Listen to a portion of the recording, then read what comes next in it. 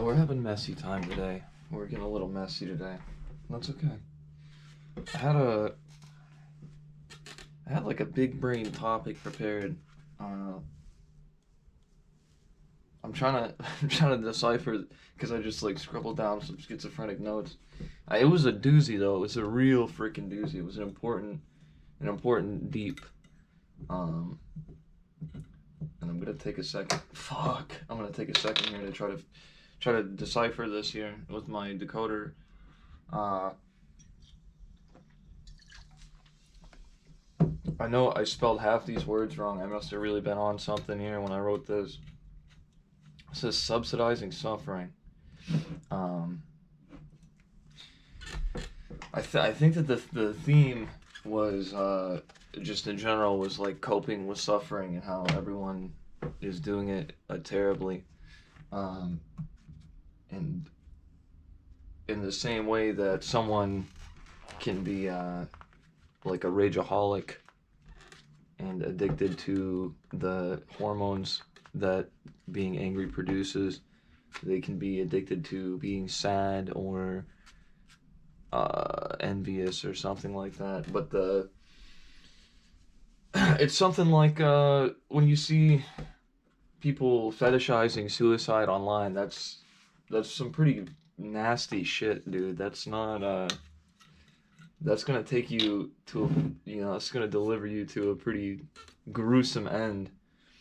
Because and I told this to my friend one time that was suicidal, that if all you think about is ending it, that's probably what's gonna happen, and that's just you're creating a prophecy for yourself to fulfill, and it's not gonna do anything for you. But yeah, those people, I guess I don't see it too. Well, the joking about killing yourself and stuff. That was pretty popular a couple years ago. I don't think it's.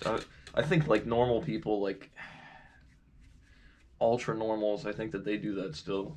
I think you should. Oh, bro, I want to die. LOL. Oh my god, that's so fucking funny, man. That's the funniest shit I've ever heard in my life, and I'm gonna say it for 10 years. But we've got that.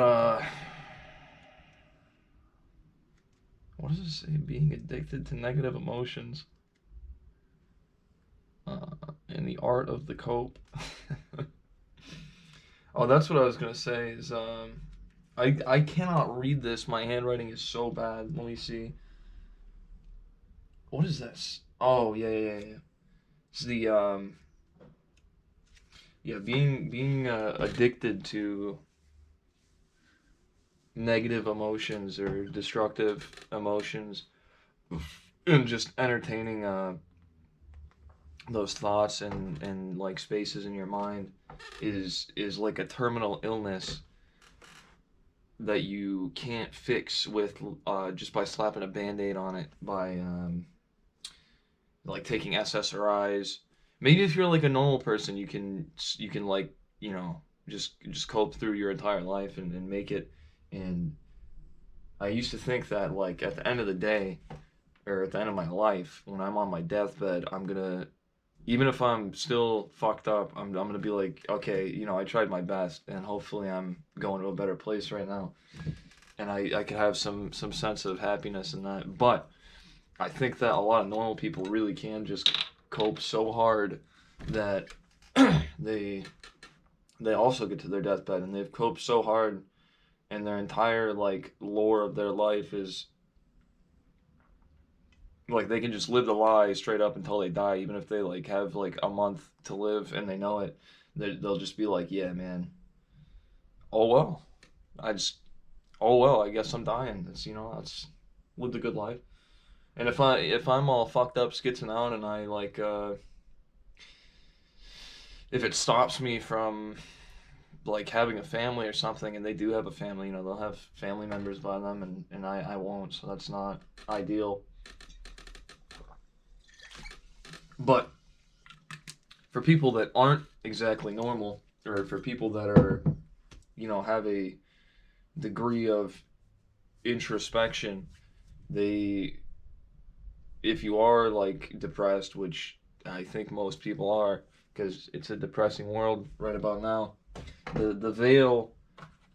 Well, I don't know if that's the right way to say it. I think things have just gotten bad in a very weird way, and we're not really comfortable with technology yet because it came on so fast, and it's not going to get better. That problem's not going to get better.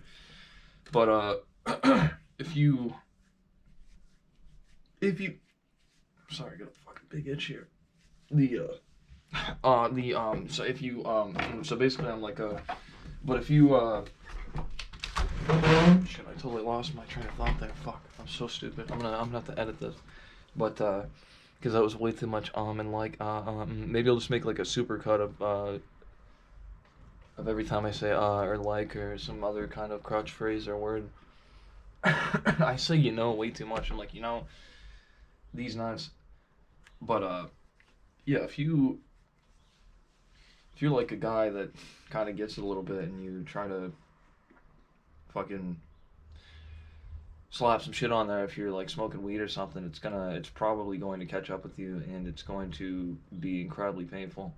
And the crash from that could lead to a catastrophe. It could lead to just like a total shakeup of your whole brain and identity, and this is a problem that I think trannies face quite a bit, because that's a pretty big cope, is cutting your wiener off. But that's and I don't hate anybody. I'm not slinging dirt, okay? In the most genuine way. I don't I don't want anyone to kill themselves. I don't want anyone to get so twisted up and fucked up by this world that they feel the need to just off themselves. I don't think that's good.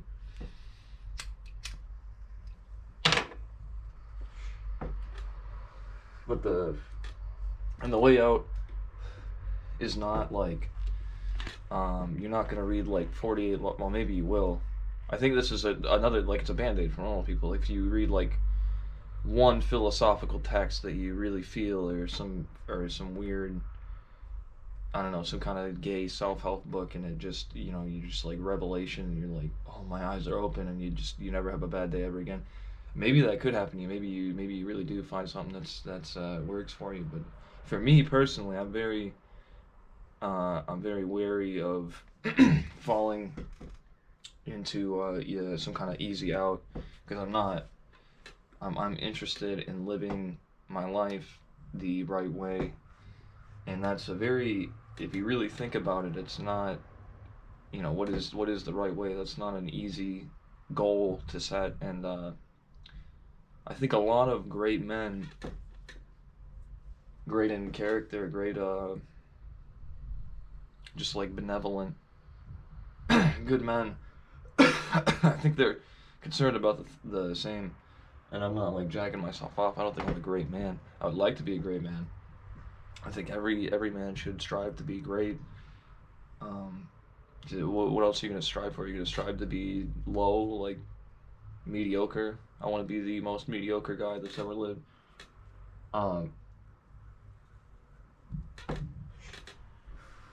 It's not gonna come in the form of a book, or you're like you're not gonna have that. Nothing's gonna come along to just relieve you, because the way that you got so twisted up and fucked up in the first place is through the accumulation of I think about it like a snowball rolling down a hill, but the hill is a little different than it was historically. It's just a dirty, nasty fucking hill, and you pick up so much shit. Like the Katamari Damacy ball that you're rolling around, but you're just, instead of like rolling around picking up like cute little toys and dominoes, you're like picking up fucking videos of like teenagers getting their heads cut off on bestgore.com or something. Like you're picking up some bad stuff, and you gotta work on, I guess, once you have, because you're picking up some good stuff too. There's still good things in this world, and you just have to stop rolling up the snowball for a second. You have to like you have to like just pull the snowball over somewhere where you can just, on a flat surface that you can just hang out for a second, and you gotta start chiseling away at it. And underneath all that disgusting dirty snow, once you chop off the trash and shit and goop, Maybe you can carve something good out of it. Maybe you can find a great man. And that's, I don't remember which gay philosopher said it. It was some kind of dumb existentialism, which I'm not huge on, because I guess I am huge on that because I'm a bit of an existentialist myself. But I also don't really like philosophy from the last 1,000 years. I think that it's largely bullshit or rehashed. But I think it was Sartre or some French homo. He was talking about the life beginning on the other side of suffering, and I think that's true, because it's. I think that negative emotions and negative life experience, in the very cliche way, that is there to build character. It's there to help you differentiate the sunshine from the rain, and to I think that the goal, a lot of cultures believe this, a lot of religions, like big Buddhism, moral and life goal is to transcend the suffering, and to overcome the pain and hardship, and stop being a slave to your brain. And I really do think I do think there's some. I'm not. I'm not 100% sure on about anything, because I'm worried about being wrong. Not wrong for like my pride, but wrong in the eyes of God. But so I step very cautiously when I make holistic statements. But I genuinely do think there's something to that, of that the negative emotions are there to help you transcend and become something great. Because if you dwell in those low places, if you revel in your misery, and you play the part of the tragic hero that's like, oh, my life's so fucked up, I'm so fucked up all the time, like, you're gonna have a bad life, you're gonna have a bad time.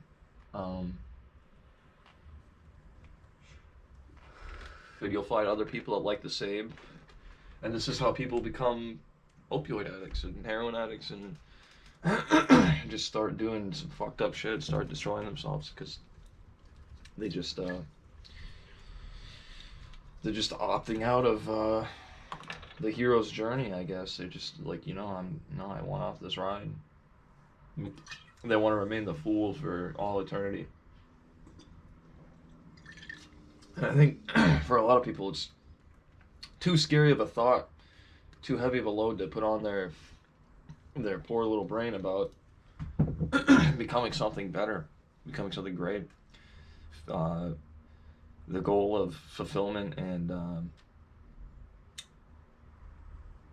tranquility or happiness or whatever is just it just seems so insurmountable or so unattainable that it's too painful to even think about for them. So they just fucking roll over in bed, and they're just like, no, I'm not doing it.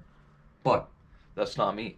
And I've suffered quite a bit, as many have. There's plenty of suffering to go around.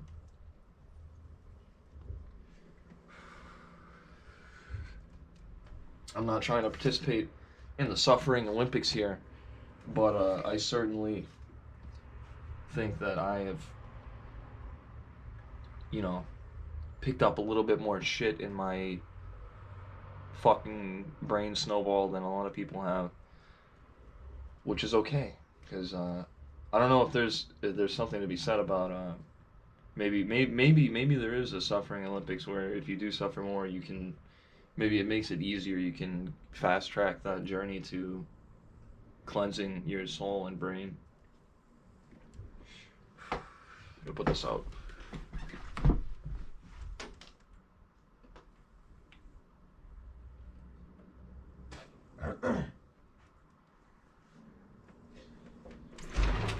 But yeah, it's not the if you're just rolling right down the slope, and you're just like in a hurry to get to the bottom, there's nothing you can do to help yourself. That's a quick fix. That's gonna you're not gonna come across anything that's gonna fix you right up. It's You have to detangle the web. And I don't like modern psychology. I, I think the DSM-5 or whatever is fucking whack. There's some whack stuff in there. But I did have a psychologist I had a couple, I guess, but it's been years. And the only good thing I ever took away was from my boy Kevin. Decent guy. And he was talking about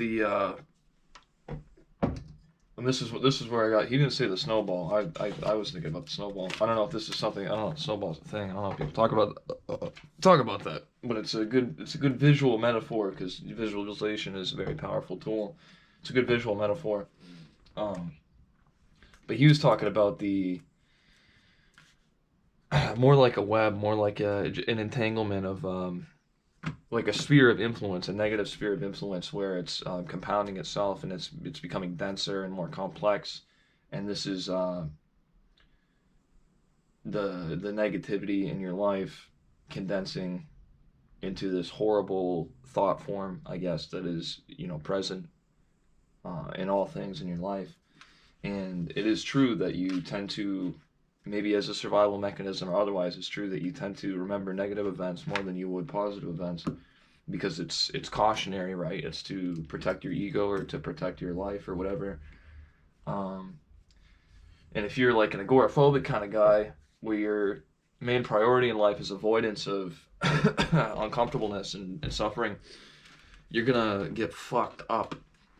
You're gonna get blasted. And that was me. I'd been to a point in my life where I wouldn't leave my room to piss. Like, I was fucked up.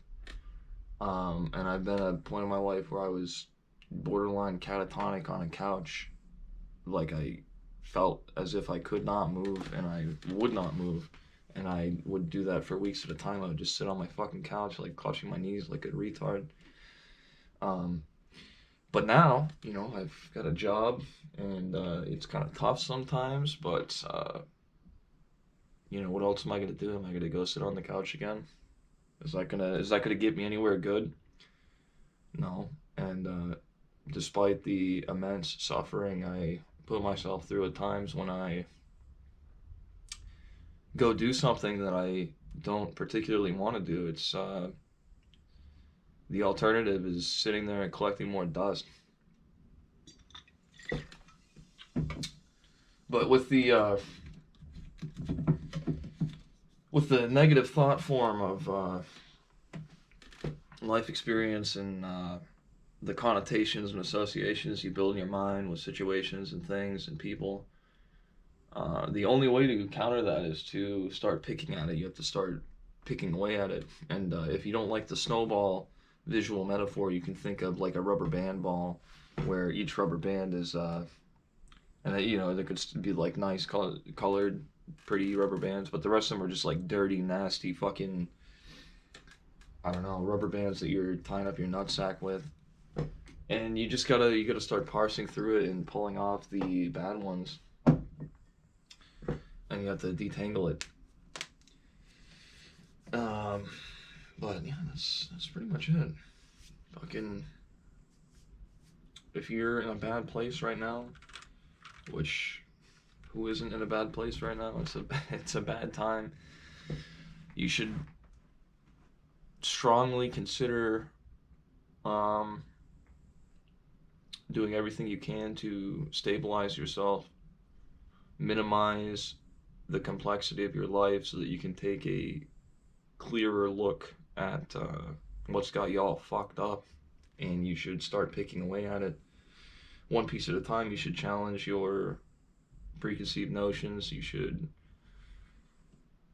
I don't know, you should resolve conflicts with people in your life, minor and major.